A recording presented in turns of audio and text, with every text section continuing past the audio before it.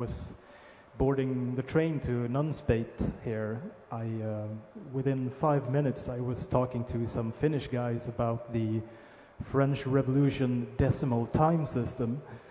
That sort of thing doesn't really happen in everyday life, for me at least. So yeah, there is definitely something cultural going on, and for me it's completely unexpected.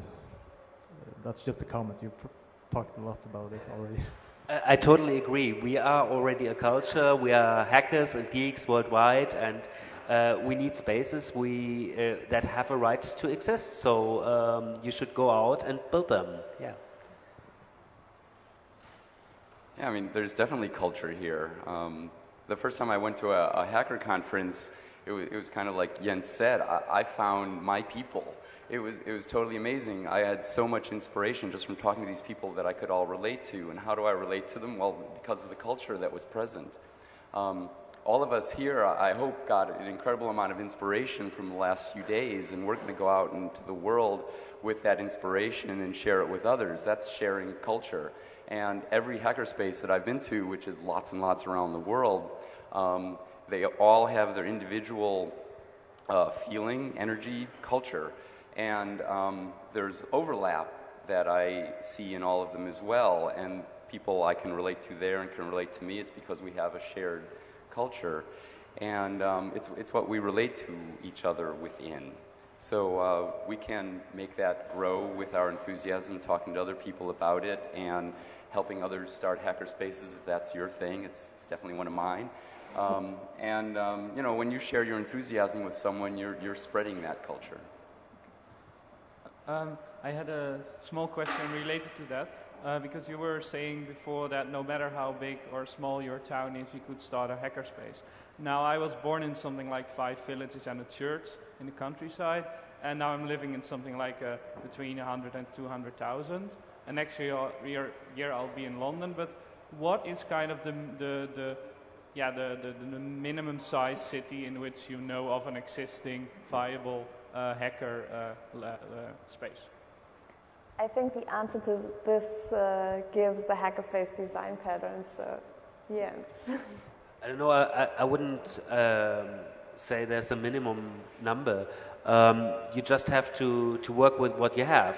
Of course, when you live in a large metropolitan blob monster like, let's say, Tokyo, New York City, Berlin, whatever, it's easy to find people because there's so many of them there, right?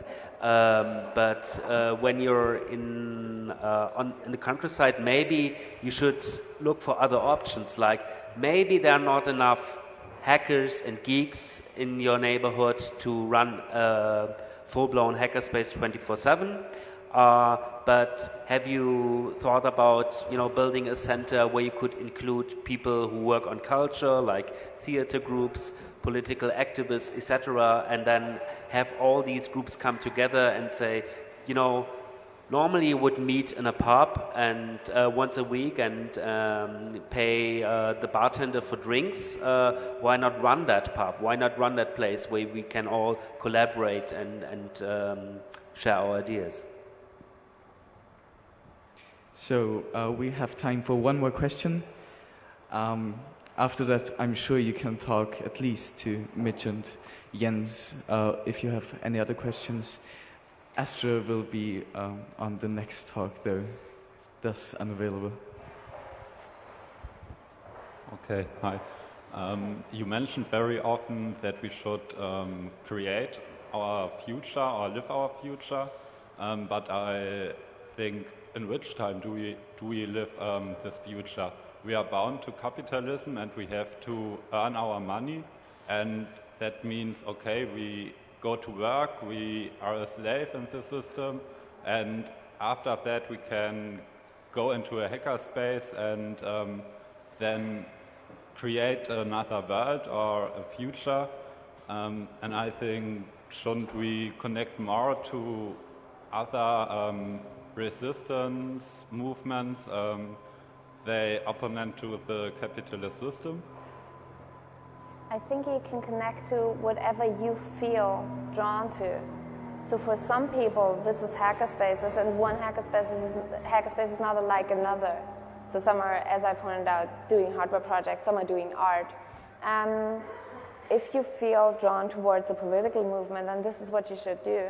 I'm just saying that you should not forget about this is not just your little private extra space, but this is what you do for the future, because just by going to work every day and then falling into bed every night at home is not how you change things.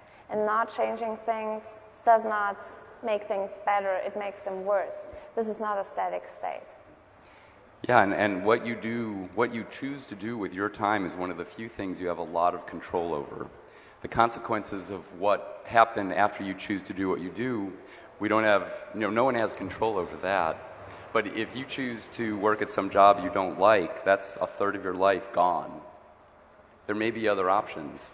One of the things I really love about coming to hacker conferences and hanging out in hackerspaces is a lot of people have hacked their life into ways of living a life that they enjoy much more, including finding ways of making enough money or enough resources to live a life they like more than they did before they started doing that.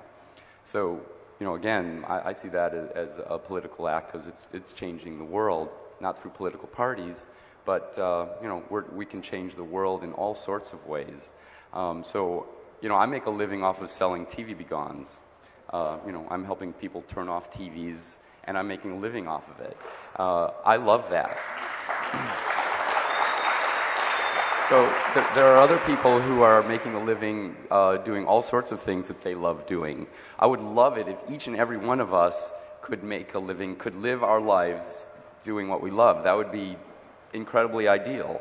But each of you, how can you do make some choices so that you can spend more of your day every day doing what you enjoy?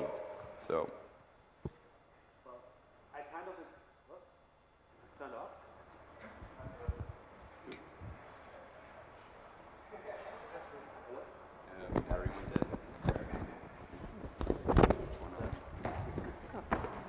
Thank you. Yeah, kind of agree with you. You shouldn't be too naive. Hackerspaces won't change the world overnight. Maybe their only purpose is to give you a glimpse of a future that could be better. And I also think, we cannot really escape this depressing state of the world we live in, that is globalized capitalism. But if a hackerspace makes me feel a little less depressed and a little more hopeful, it has a purpose.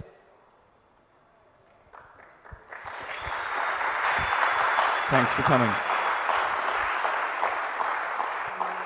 There's one last word I want to... Yes, just one. So after the next panel discussion, which will be on organizing a conference, we will gather outside, like right in front of this tent, to do a little chit-chat, workshop kind of thing about hackerspaces or the future or whatever you want to talk about. So if you want to stop by then, that would be awesome. Thank you.